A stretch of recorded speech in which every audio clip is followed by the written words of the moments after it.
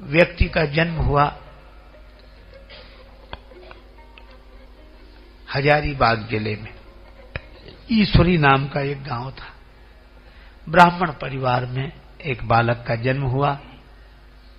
पारिवारिक संस्कारों के कारण नाम रखा गया राम टहल पांडे। पर विपत्ति आनी शुरू हुई। माता पिता चले गए। बालक के जन्म के कुछ दिन बाद भी माता पिता क्रम से गए। बड़े भाई भाभी ने पालन पोषण किया। बालक को चेचक निकली, दोनों नेत्र चले गए, तो भी विपत्ति ने पीछा नहीं छोड़ा। कुछ दिन बाद बड़े भाई का भी देहांत हो गया। अब ये बालक सूरदास हो गया। अब कौन राम टहल पांडे कहे? सभी होते हैं रिश्तेदार जबकि जर पास होता है, और बिगड़ जाता गरीबी में जो रिश्ता खास होता है। अब सब टहलुआ टहलुआ कहने लगे। विधवा ब्राह्मणी इनकी भाभी भिक्षा करके गुजर करती।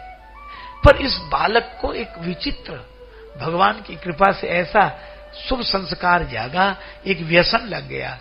रघुपति चरित होई तहाँ सुनई। भगवान की कथा होती, वहां पहुंच जाते। नेत्रहीन राम टहल पांडे बैठते, भगवान श्री कृष्ण की कथा, श्रीमद् भागवत की कथा हो रही थी। एक जगह वहां जाते, रोमांचित हो जाता शरीर, आनंद। सभी लोग देखते कि वाह क्या भक्ति। कथा पूरी हुई तो व्यास जी के चरण पकड़ लिए। महाराज, मैं अंधा आदमी हूं, गरीब आदमी हूं, पर कथा मुझे बड़ी प्रिय लगती है। आप बोलते हैं तो मैं आपके चरण दबा दिया करूंगा, आप कपड़ा दे दिया करो, वो धो दिया करूंगा, कुछ न कुछ सेवा कर लूंगा, पर मुझे कथा सुनने को मिलती रहे। आप इस व्यास जी पुलकित हो गए। धन्य है ऐसा भाव। उन्होंने कहा भैया सेवा करने वाले बहुत हैं, पांडे जी आप तो कथा सुन जाया करो, और जब बाहर जाए तब चलना सुना करो। ठीक है महाराज। गांव से 2 मील दूर पर कथा हो रही थी।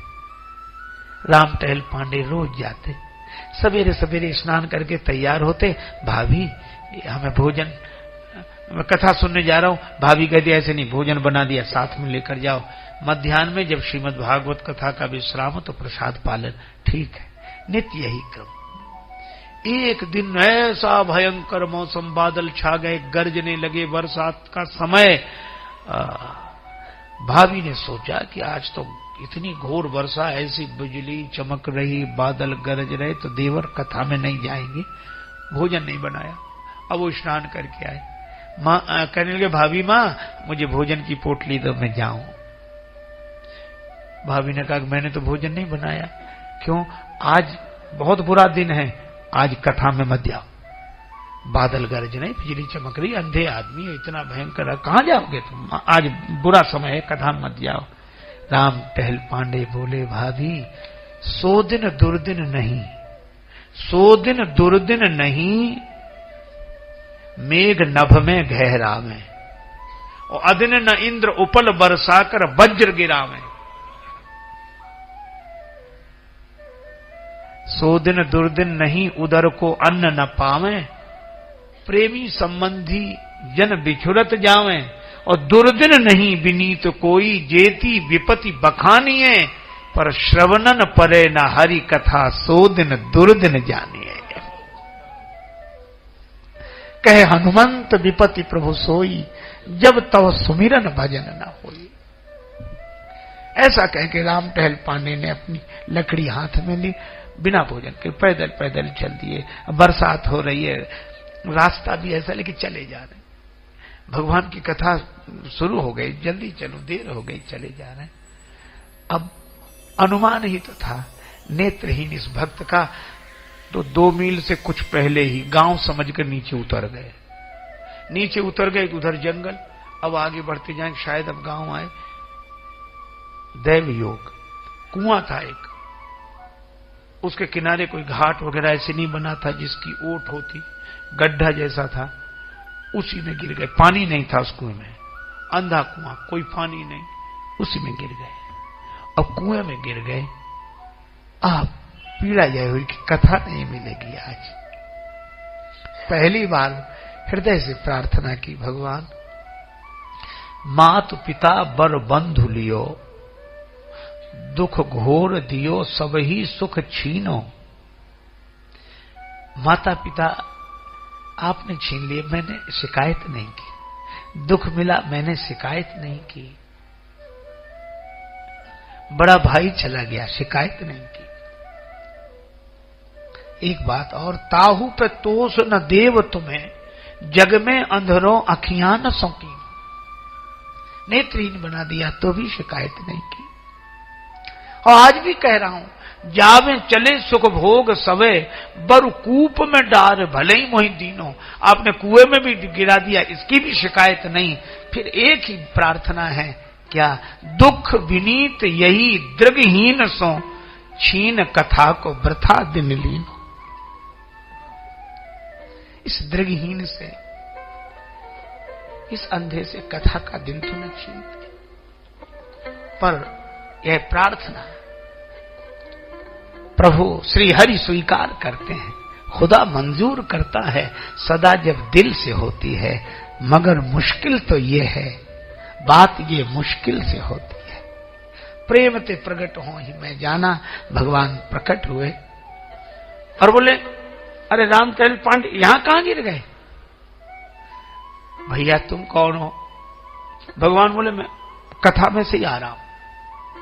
तो शुरू हो गई होगी, इतना समय निकल गया। नहीं, आज व्यास जी का कुछ स्वास्थ्य खराब है, कथा देर से शुरू होगी, मैं वहीं से आ रहा हूं। तो कहां जा रहे भैया? तो मैं श्रोताओं को बुलाने जा रहा हूं।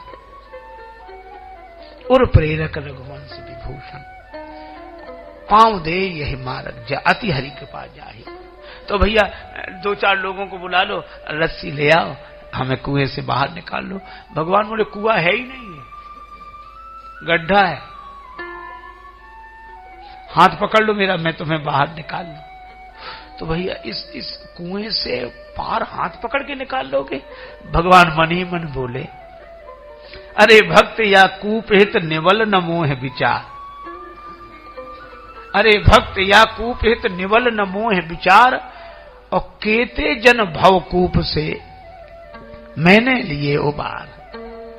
भवकूप से, ये तो कूप है, तो मेरा हाथ पकड़ लो। भगवान ने हाथ डाला।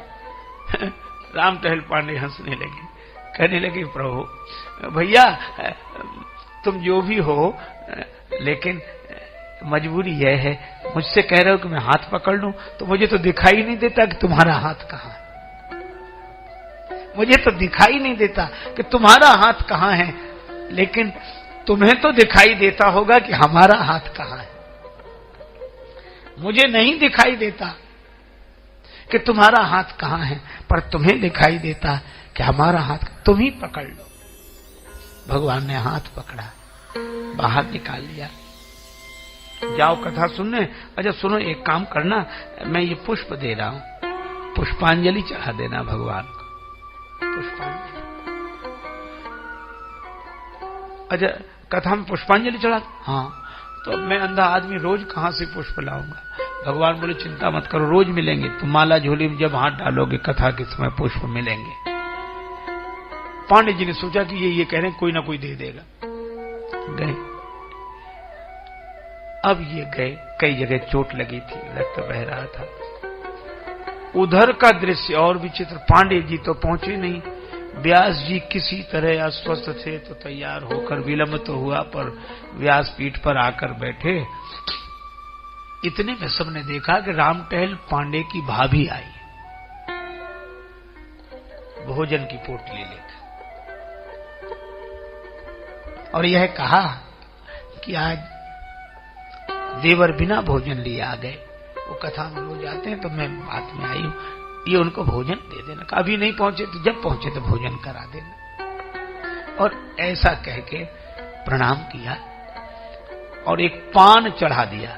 पान, फूल फल तो पान ही चढ़ा दिया। व्यास जी ने वह पान देखा, उसको प्रसाद समझ के ग्रहण किया।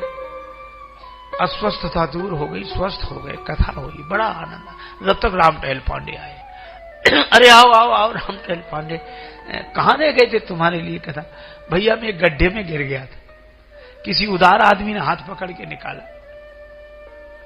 लोगों ने कहा वहां तो कुआं है, गड्ढा कहां? भैया जो भी हो, बहुत मधुर वाणी थी और बड़ी उदारता से वो अकेले ही थे। उन्होंने कहा किसी की जरूरत नहीं, मैं अकेला काफी हूं तुम्हें उद्धार पार करने के लिए। लोग हृदय में भाव से भर गए। कथा में विशेष आनंद आया। राम टहल पांडे ने पहले भोजन किया। सबने कहा कथा बाद पहले भोजन करो। एक एक ग्रास पर उनके शरीर के लगे घाव ठीक होने लगे, चोट ठीक होने लगी और बड़ा आनंद हुआ। आज किसी विशेष मस्ती में ही राम टहल पांडे हाथ में थाली और वो कटोरा लेकर लौटे।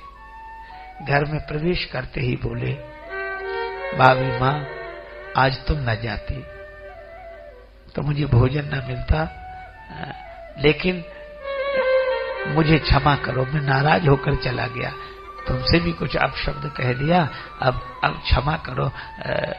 भाभी बोली मैं तो कहीं गई नहीं, मैं तो यही हूं, तुम भोजन लेकर नहीं गई, ये बर्तन कहां से? बोले मैं नहीं जानती। रात्रि भर भगवान के गुण याद करके राम टहल पांडे पुलकित होते रहे। दूसरे दिन सवेरे सवेरे कथा में पहुंचे तो व्यास जी कक्ष में थे। कहा व्यास जी आ गए? नहीं, अभी पूजा कर रहे हैं। और जब राम टहल पांडे ने सुनाया कि व्यास जी हमारी भाभी तो आई नहीं थी भोजन लेके, कौन आया था? व्यास जी पुलकित होकर एक ही बात कह रहे थे, करुणा निधान, करुणा निधान दयावान प्रभु आप, विपद विदारवे को बाह बढ़ावत हो। विपद विदारवे को बाह बढ़ावत हो, कूप तय निकारी के अपनो जन, कृपा सिंधु कथा रस पान करिवे को पठावत हो। और पान मिस पुराण के प्रमाणिक प्रसंग दे के कथा रस पान या भुखसों करावत हो। और अंत में व्यास जी रोते रोते मुस्कुराने लगे कि लेशहु लाज कमलेश जू न लागत तुम्हें, लेशहु लाज कमलेश जू न लागत तुम्हें, भक्त हित भाभी को भेष धरि आवत हो। भगवत कथा यह है जिसे सुनकर भगवान के दर्शन की इच्छा हो जाए श्रोता को, और वक्ता को भगवान की भक्ति की भावना जग जाए। ये भक्ति भगवान अपने जीवन को धन्य करें, बस यही सत्संग है। और यह सत्संग जीवन में आ जाए तो भगवत कथा का रस और आनंद जीव को मिलता है।